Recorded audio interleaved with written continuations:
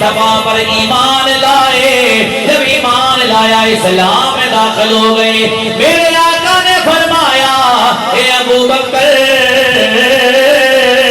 تو بھی میرا غلام بن گیا ہے، تجھے بشارت ہو ابو بکر فی الجنہ۔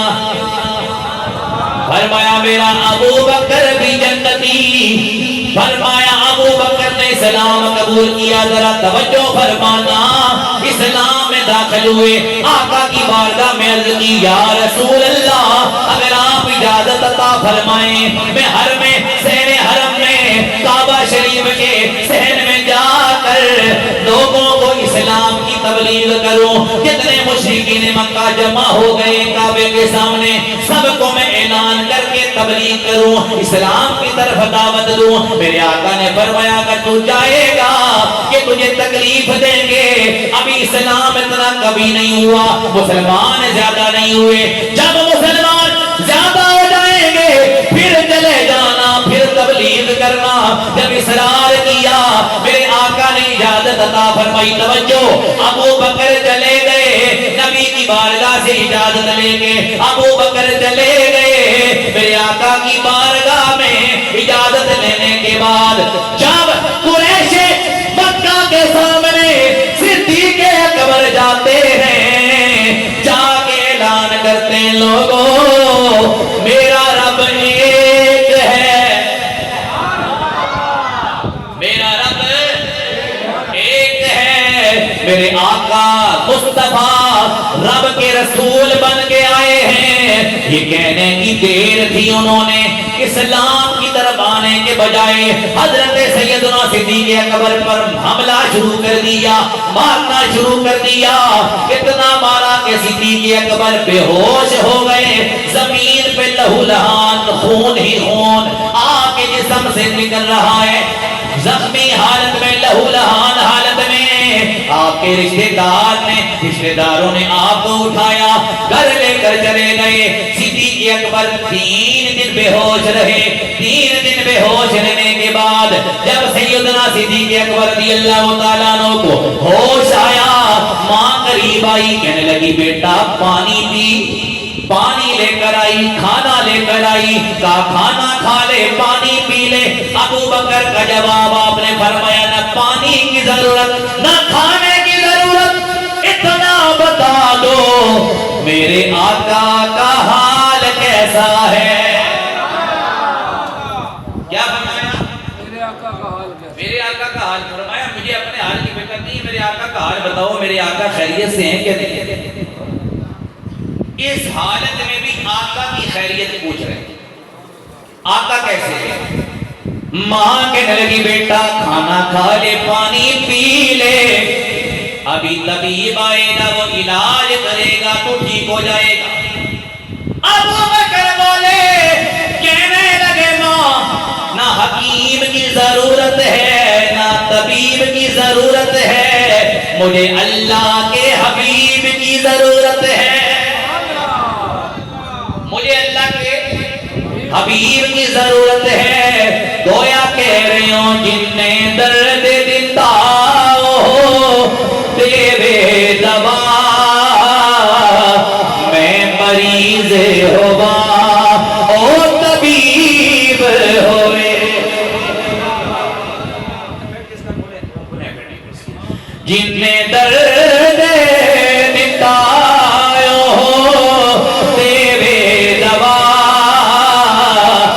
مریض ہوا او طبیب ہوئے، جد نکلے یار دے قدمان بچے، جد نکلے حبیب قریب ہوئے۔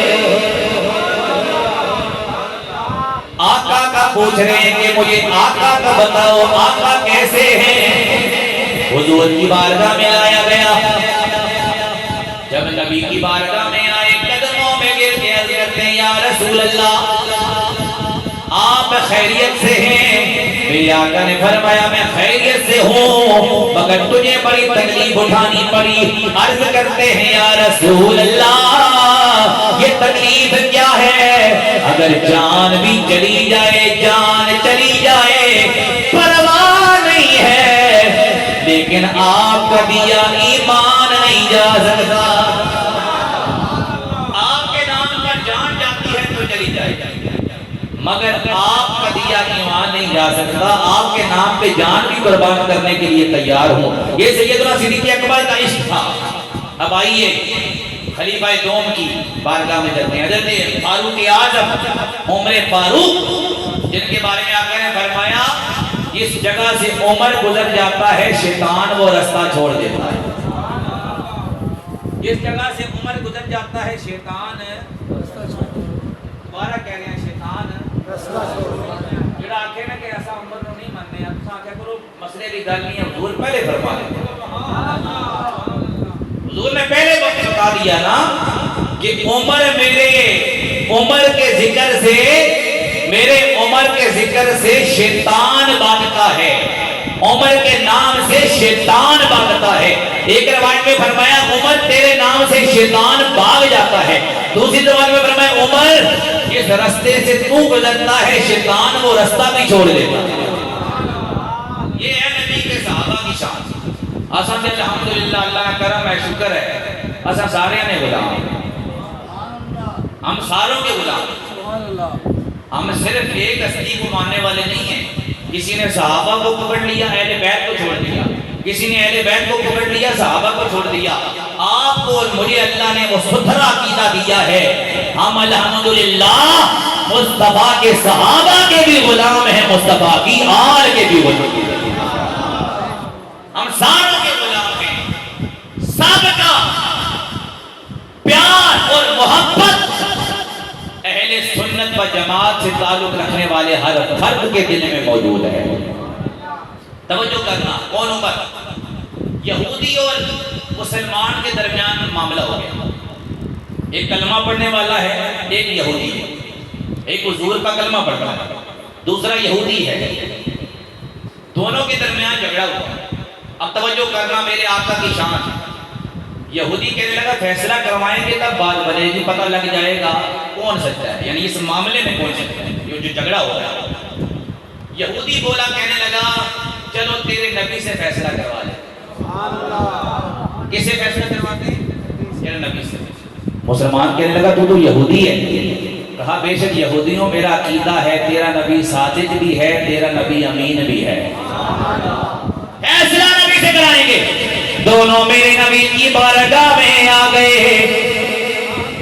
جب دونوں میرے آقا کی بارگاہ میں آئے، ابو بکر حضرت عمر فاروق رضی اللہ تعالیٰ عنہ کی بات سنانے لگا ہوں، لیکن توجہ کرنا جب یہ معاملہ ہوا بات کیسے ہوئی، کیسے عمر کی بات آئی، ذرا توجہ کرنا۔ دونوں پہلے نبی کی بارگاہ میں آئے، کہنے لگے ہمارا فیصلہ کر دیں۔ میرے آقا نے انصاف کے مطابق فیصلہ یہودی کے حق میں کر دیا۔ جب دونوں باہر نکلے، وہ کلمہ پڑھنے والا جو باہر سے کلمہ پڑھنے والا دل میں بوجھ رسول تھا، باہر آ کے کہنے لگا میں فیصلہ نہیں مانتا۔ یہودی کہنے لگا تیرے نبی نے فیصلہ کیا ہے، مانتا کیوں نہیں ہے؟ کہنے لگا اس لیے کہ میں فیصلہ نہیں مانتا، اگر فیصلہ کروانا ہے تو عمر سے کرواتے ہیں۔ وہ کہنے لگا نبی نے فیصلہ کر دیا، کہنا عمر سے فیصلہ کرواتے ہیں۔ دونوں حضرت عمر فاروق کی بارگاہ میں گئے، ہمارا فیصلہ کر دیں۔ تو یہودی بولا، کہنے لگا عمر فیصلہ بعد میں کرنا، پہلے سن لیں، آپ سے پہلے آپ کے نبی کی بارگاہ میں گئے، نبی نے میرے حق میں فیصلہ کیا، یہ مسلمان فیصلہ نہیں مانتا۔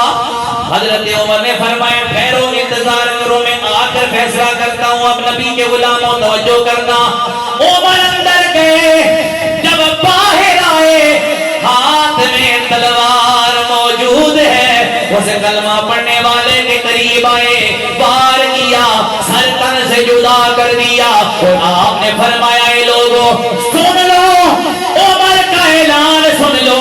اب عمر کا اعلان کیا ہے؟ نبی کے غلاموں، نبی کے غلاموں تڑپ جاؤ گے، ہاتھ اٹھا کر دل سے سبحان اللہ کی صدا نکلے گی۔ حضرت عمر فاروق رضی اللہ تعالیٰ عنہ آپ نے فرمایا اس گستاخ کو واسطے جہنم کر کے قتل کر کے آپ نے اعلان فرمایا لوگوں سن لو عمر کا فیصلہ سن لو جو میرے نبی کا فیصلہ نہ مانے اس کا فیصلہ عمر کی تلوار کرتی ہے اس کا فیصلہ عمر کی تلوار کرتی ہے جب نبی کی بارگاہ میں یہ معاملہ پہنچ جائے